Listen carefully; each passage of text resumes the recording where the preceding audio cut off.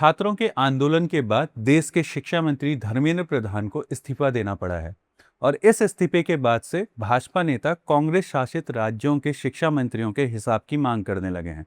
इसके जवाब में कांग्रेस भी भाजपा शासित राज्यों के शिक्षा मंत्रियों का हिसाब मांग रही है। यानी छात्रों का आंदोलन अब भाजपा और कांग्रेस के बीच आरोप प्रत्यारोप का मुद्दा बन गया है। पर क्या कोई भी पार्टी छात्रों के हित के बारे में सोचती है? क्या आप जानते हैं, हमारे देश में पिछले 5 सालों में करीब 17,000 से ज़्यादा सरकारी स्कूल बंद हो चुके हैं। उत्तराखंड की बात करें तो इसी साल शिक्षा मंत्री धन सिंह रावत ने विधानसभा को बताया कि पिछले 5 सालों के दौरान राज्य के 826 प्राथमिक स्कूलों पर ताले लग चुके हैं। राज्य में शिक्षा व्यवस्था का हाल क्या हो चुका है, उसका पता 25 साल से भाजपा विधायक बिशन सिंह चुफाल के पैतृक गांव के प्राथमिक स्कूल में ताला लगने से पता चलता है। वीडियो में आगे हम आपको पहाड़ में बदहाल शिक्षा के आंकड़े और जमीनी हकीकत दिखाएंगे, लेकिन पहले देहरादून का हाल जानिए, क्योंकि पूरे राज्य में विकास की सारी रोशनी यहीं से बिखेरी जाती है। देहरादून में एक तरफ 100% साक्षरता का जश्न है, तो दूसरी तरफ राजकीय बालिका इंटर कॉलेज की 110 छात्राएं एक मंदिर के सभागार में पढ़ने को मजबूर है। राज्य के सबसे बड़े पावर सेंटर में शिक्षा व्यवस्था का ये हाल तब है जब शिक्षा विभाग का बजट 12,000 करोड़ से ज़्यादा का है। अब आप बताइए, राज्य में शिक्षा व्यवस्था की इस बदहाली की जिम्मेदारी किसकी है? जाहिर है, पहला नाम तो राज्य के शिक्षा मंत्री धन सिंह रावत का ही आना चाहिए। धन सिंह रावत वही मंत्री हैं जिनके स्वास्थ्य मंत्री रहते हुए उत्तराखंड हाईकोर्ट ने अपने पलायन का फैसला लेते हुए साफ साफ शब्दों में लिखा है कि इस कोर्ट के दखल के बावजूद मेडिकल सुविधाओं में कोई सुधार नहीं हुआ है। यानी धन सिंह रावत के स्वास्थ्य मंत्री रहते हुए उत्तराखंड हाईकोर्ट ने भी मेडिकल सुविधाओं में सुधार की आस छोड़ दी। शायद बतौर स्वास्थ्य मंत्री उनकी इस उपलब्धि के बाद ही उन्हें स्वास्थ्य मंत्री के पद से छुट्टी मिल गई। अब उनके पास केवल शिक्षा विभाग है। आज हम उनके इसी विभाग से जुड़ी कुछ ऐसी जानकारी लाए हैं जिसके बाद आप खुद तय कीजिए कि उत्तराखंड की बदहाल शिक्षा व्यवस्था के लिए कौन जिम्मेदार है। नमस्कार, मेरा नाम है गिरीश और वीकली खबर बात के आज के एपिसोड में तथ्यों से समझने की कोशिश करते हैं कि उत्तराखंड की बदहाल शिक्षा व्यवस्था के लिए कौन जिम्मेदार है। उत्तराखंड पलायन निवारण आयोग राज्य से पलायन करने का दूसरा सबसे मुख्य कारण शिक्षा मानता है। रिपोर्ट के अनुसार करीब 15% लोग बेहतर शिक्षा के लिए पलायन करते हैं। उत्तराखंड में पलायन की स्थिति आप राज्य के उस विधायक के गांव से समझिए जो राज्य बनने से आज तक कभी चुनाव नहीं हारे, यानी बिशन सिंह चुफाल के पैतृक गांव बांकू से। पाकू गांव में साल 2010 में 80 परिवार रहते थे। आज इस गांव में केवल 20 परिवार रहते हैं। जिस प्राथमिक स्कूल से विधायक बिशन सिंह चुफाल पढ़े थे, अब उसमें ताला लग चुका है। वैसे पिथौरागढ़ जिले के करीब 46 स्कूलों में अभी ताला लगने का खतरा मंडरा रहा है।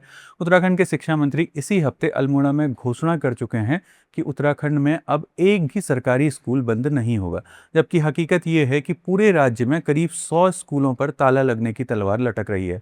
शिक्षा मंत्री ये बयान तब दे रहे हैं जब इसी साल विधानसभा के भीतर उन्होंने खुद कबूल किया है कि पिछले 5 सालों में राज्य में करीब 826 प्राथमिक स्कूल वो बंद करा चुके हैं। इन 826 में से सबसे ज़्यादा स्कूल पर्वतीय जिलों के हैं। राज्य में हजारों की संख्या में ऐसे स्कूल हैं जिनकी इमारत जर्जर है और सैकड़ों स्कूल अभी भी ऐसे हैं जहां छात्र और छात्राओं के लिए शौचालय नहीं है। पूरे राज्य में बेसिक शिक्षा से लेकर राजकीय इंटर कॉलेज के प्रधानाचार्यों तक कुल 12,000 से ज़्यादा पोस्ट खाली हैं।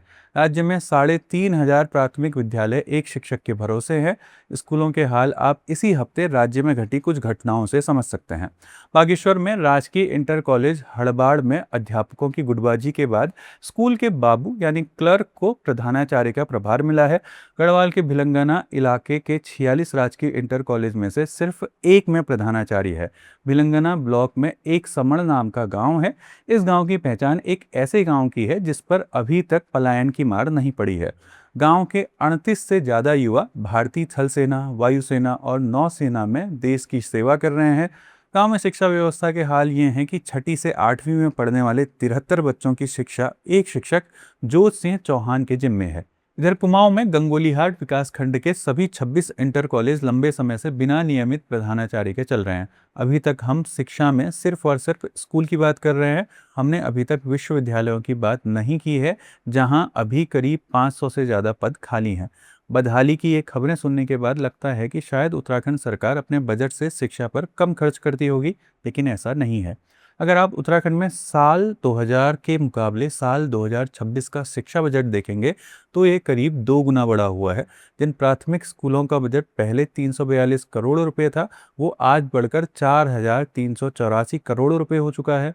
अगर प्राथमिक स्कूलों का बजट लगभग 13 गुना बढ़ गया तो फिर स्कूल क्यों बंद हुए? क्यों हर सरकारी स्कूल में एडमिशन लेने वाले छात्रों की संख्या लगातार घटती जा रही है? अब रहा सवाल जिम्मेदारी का, तो 2022 से लगातार राज्य शिक्षा मंत्री रहे हैं धन सिंह रावत। ऐसा आरोप लगाया जाता है कि 2022 से धन सिंह रावत का ध्यान अपने विभागों से ज़्यादा राज्य की राजनीति में नंबर 2 की पोजीशन से नंबर 1 की पोजीशन हासिल करने में रहा हुआ है।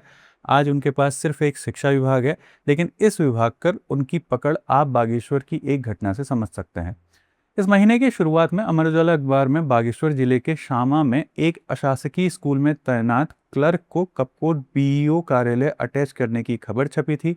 खबर छपने के बाद इस बात की जांच हो रही है कि विभागीय स्तर पर कोई गड़बड़ी हुई है या शिक्षा मंत्री के हस्ताक्षर ही नकली हैं। अब इतनी बड़ी खबर के बाद होना तो ये चाहिए कि सबसे पहले बीईओ कार्यालय अटैच अशासकीय स्कूल के क्लर्क को स्कूल में अटैच किया जाता और साथ में मामले की जांच की जाती। लेकिन अब तक विभाग उस पर कार्रवाई से बच रहा है। यानी शिक्षा विभाग एक छोटे से कर्मचारी के खिलाफ कार्रवाई नहीं कर पा रहा है।